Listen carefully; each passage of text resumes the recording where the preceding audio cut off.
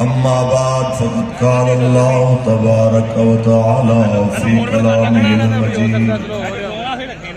الذين يتخذون الأولياء من دون المؤمنين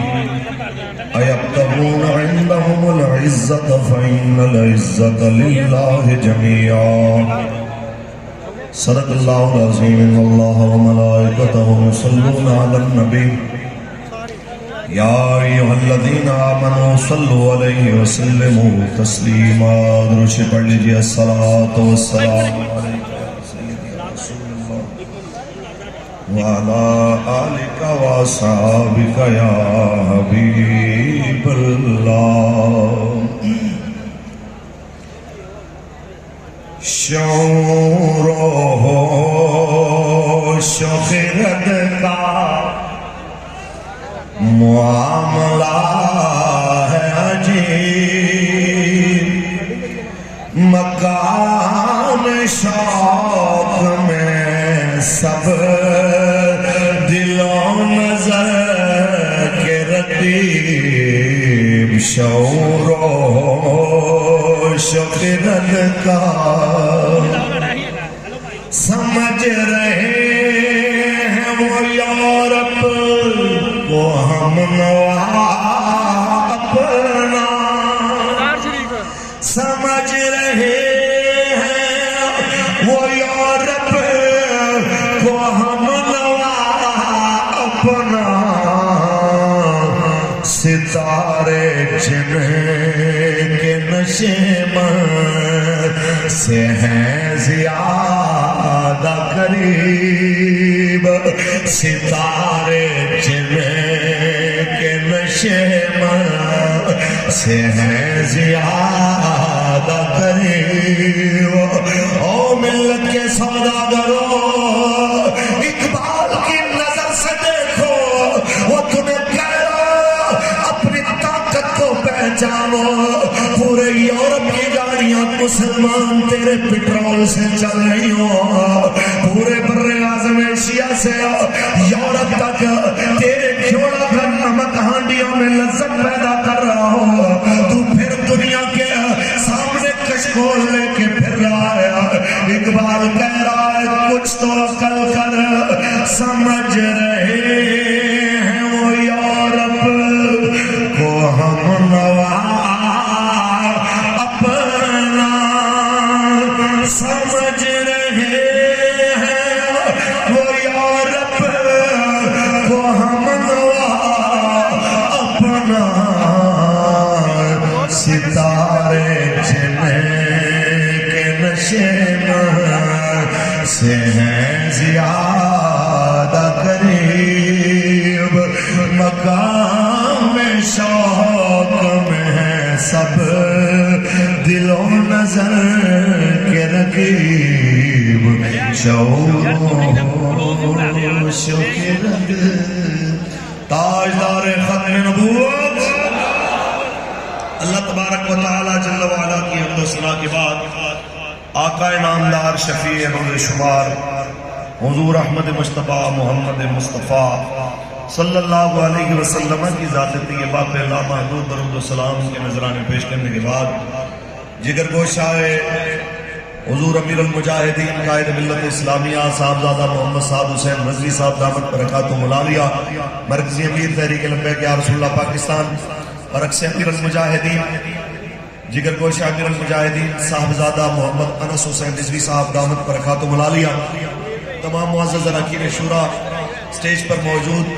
مہمانان ذیوکار حضور قبلہ امیر المجاہدین قائد عظیمت قائد ملت اسلامیہ حضرت علامہ خادم حسین رضوی رحمت اللہ تعالی علیہ آپ کی اور سے بات کی اس آخری نشست میں شریک ہونے والے نبی علیہ السلام کے سب غلام میرے بابا جی کے سارے شعر مالک کریم ہم سب کو مرتے دم تک حضور کی عزت کا پہرے دار رکھے اور بروز حشر حضور کے وفاداروں میں شامل فرمائے میں بس دو چار باتیں کر کے اجازت چاہوں گا بات اتنی سی ہے کہ ہمارے کچھ صاحبان اقتدار اور صاحبان طاقت و ثروت لوگوں کی نظر میں یہ ہے کہ شاید پابندیاں لگا کے آپ حق کو چھپا کے کتمان حق کر کے اس عظیم پاور کا مقابلہ کر سکتے ہیں جو میرے مالک کریم کی پاور ہے، کیونکہ دین اسی کی پاور ہے اور دین اسی کی پاور کے ساتھ کھڑا ہے۔ تو جو اس دین کے ساتھ ٹکراتے ہوئے کبھی سوشل میڈیا پہ، الیکٹرونک میڈیا پہ، پرنٹ میڈیا پہ، یہ تو پابندیاں ہیں ہی ہیں، اس سے بڑھ کر آگے پاکستان کی عدلیہ میں ہمارے لیے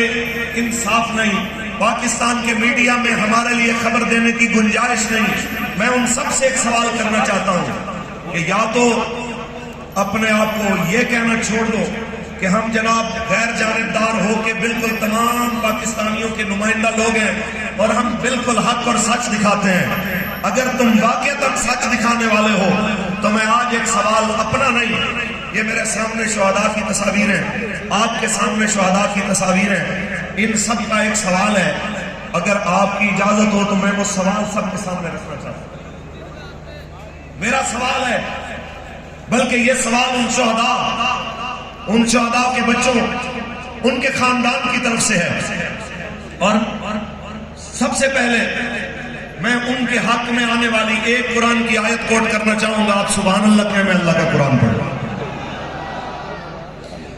خالق کائنات نے ارشاد فرمایا وَمَن يَقْتُلْ مُؤْمِنًا مُتَعَمِّدًا فَجَزَاؤُهُ جَهَنَّمُ۔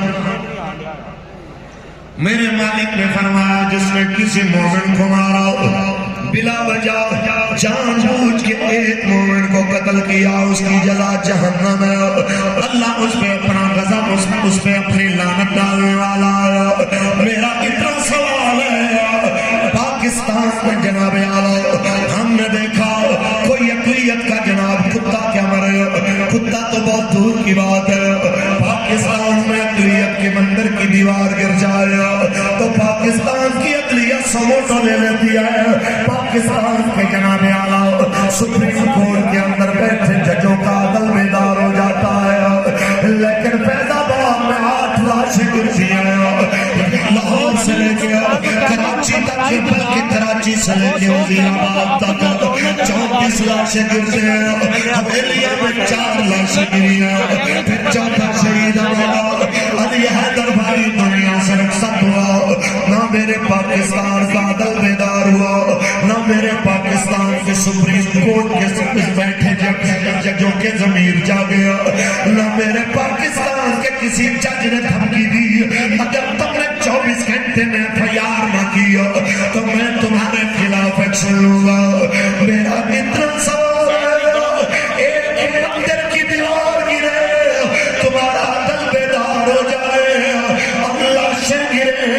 ایک نہیں، 2 نہیں، درجنوں لاشیں گرے اور تمہارا عدل بیدار نہیں ہوا۔ تو آج شہیدوں کے وارث ہم سے پوچھ رہے ہیں، آج شہیدوں کے بچے تم سے پوچھ رہے ہیں، کیا میرا بابا پاکستانی نہیں تھا؟ کیا میرا بھائی پاکستانی نہیں تھا؟ آج شہیدوں کی بہنیں پوچھ رہی ہیں، کیا میرے بھائی کا ID کارڈ پاکستانی تسلیم نہیں ہوتا تھا؟ آج علی حیدر شہید کا پورا باپ تم سے سوال کر رہا ہے کہ میں چکی چلانے والا بولا بابا ایک اپنے بیٹے کے سہارے پہ چکی بنائی کہ جو آٹا بھی اٹھاتا تھا، گندم بھی اٹھاتا تھا، وہ مضبوط بازو والا میرا بازو تو چلا گیا، اب کون ہے جو کہ میرا سہارا بنے؟ یہ سوال میڈیا والوں سے آج کوئی کیمرہ لے کے نہیں آیا، آج کوئی نہیں آیا پوچھنے ہاں آپ کو بابا کے بغیر کیسا گھر لگ رہا ہے۔ آج کوئی لیڈیز جناب اعلیٰ کر نہیں آئی جو علی حیدر کی بہنوں سے پوچھے تم 8 بہنوں کا اکیلا پالیا رسول اللہ کے نعرے لگاتا ہوا بے چم و خطا مارا گیا، بتاؤ تمہارے سر پہ ہاتھ رکھنے کے لیے حکمرانوں میں سے کون آیا؟ آج کوئی نہیں آیا، آج اس بوڑھے باپ کو تسلی دینے کے لیے کوئی نہیں آیا۔ آج واپس مبشر شہید کا بیٹا اپنی ماں سے بھی پوچھتا تو ہوگا، اماں بتاؤ میرے بابا کو کیوں مارا گیا؟ تو وہ بتائے گی کہ تیرا بابا تو نعرہ لگا رہا تھا آمد مصطفیٰ آمد مصطفیٰ چہرہ والضحا، وہ بتائے گی تیرا بابا تو صرف اور صرف نعرے لگا رہا تھا رسول اللہ کے اس جنگ میں مار دیا گیا۔ وہ بچہ پوچھتا تو ہوگا ہم نے تو سنا ہے ریاست ماں جیسی ہوتی ہے، پھر کسی نے میرے بابا کے خون راحت پہ آواز نہیں اٹھائی، کسی سپریم کورٹ کے جج نے، کسی پاکستان کے ISPR کے ترجمان نے، کسی نے اٹھ کے نہیں کہا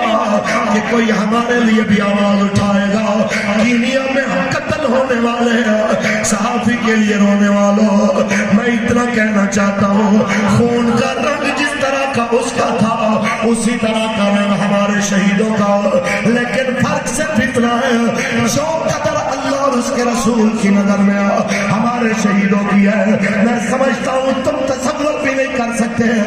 کہ جناب اعلیٰ ان کا مقام ہمارے شہیدوں کا مقام کتنا بلند و بالا ہے۔ بس میں اتنا کہنا چاہتا ہوں ان سے بھی جو ابھی تک خاموش ہیں، آپ تو ایک ایک چیز پہ ٹویٹ کرنے والے ہیں، آپ تو کبھی ناموس سے رسالت پہ کوئی نکلے تو کہتے ہیں کہ اور جب انہیں کہا جائے زمین پہ فساد نہ کرو تو کہتے ہیں ہم اصلاح کرنے والے ہیں۔ آج ٹویٹیں کدھر گئی ہیں؟ ہم نے تو کبھی پاکستان کو سری لنکا بنانے کی بات نہیں کی۔ او منافقو آنکھیں کھولو، یہ لاکھوں کا استعمال تمہیں بتا رہا ہے اب تمہاری بدماشی اور دو رخی اور دوگلا پالیسی کسی صورت قبول نہیں ہوگی۔ او کشمیر فروشو، کس منہ سے اپنے آپ کو بے گناہ کہتے ہو؟ کس منہ سے اپنے آپ کو جناب اعلیٰ دودھ کا دھلا کہتے ہو؟ ہم تم سے بس اتنا سوال کرتے ہیں، ادھر ادھر کی تو بات کر، یہ بتا کہ قافلہ کیوں لٹا؟ مجھے رہا زنوں سے غرض نہیں، تیری رہبری کا سوال ہے۔ یہاں سے لے کے آخری حضور کے مقام تک ایک عہد کیجئے میرے ساتھ، بلکہ میرے ساتھ کیا میرے سامنے میرے امیر محترم کے ساتھ کہ آپ نے حضور کے دین کو تخت پہ لانے کے لیے اپنا ووٹ بھی دینا ہے، سپورٹ بھی دینی ہے، اور آپ نے ان شہیدوں کا بدلہ لینا ہے، چاہے حالات جتنے مرضی کٹھے نہ جائیں، ہم نے حضور کے دین کے لیے میدان میں کھڑے ہو گیا یہ بتانا ہے کہ ہم صدیوں بعد بھی مولا حسین کے جناب اعلیٰ نام لیوا خادم حسین کے اسی نظریے پہ کھڑے ہیں کہ خون حسین کی قسم یہی ہے عرض کربلا، لاکھوں یزید ہے یہاں، کلمہ حق اٹھا کے دے گا۔ او بیوروکریسی، او نام نہاد اداروں والوں، او بڑے بڑے منسٹروں، صدر اور وزیر اعظم، تمہارے خلاف باتوں سموٹو بھی ہوتے ہیں اور جناب ماورائے عدالت بھی اقدام ہوتے ہیں۔ رسول اللہ کے دین کی حد پامال ہو رہی ہے، ایسی فلمیں مارکیٹ میں تمہاری نگرانی اب تمہارے پیرے میں چل رہی ہے جو رسول اللہ کی حدود کو، اللہ کی حدود کو پامال کرنے والی ہے۔ تو یاد رکھیے تمہاری حدیں کمزور ہیں، تمہاری حدیں جناب اعلیٰ معمولی ہے۔ میں اتنا کہنا چاہتا ہوں میرے رب کی مضبوط حدوں کو چھونے کی کوشش نہ کرنا، ورنہ تم نہیں رہو گے، تمہاری قبروں کے کتبے نہیں رہیں گے، لیکن رہے گا یوں ہی ان کا، رہے گا یوں ہی ان کا، رہے گا یوں ہی ان کا، کیونکہ کوئی گل باقی رہے گا نہ چمن رہ جائے گا، بس رسول اللہ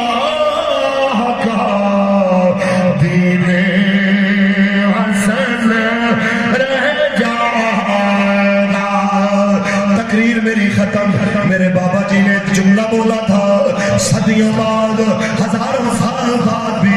میری قبر پہ کوئی آ کے لبیک کا نعرہ لگائے گا تو میں اپنے مزار شریف سے انہیں جواب دوں گا. ایک بار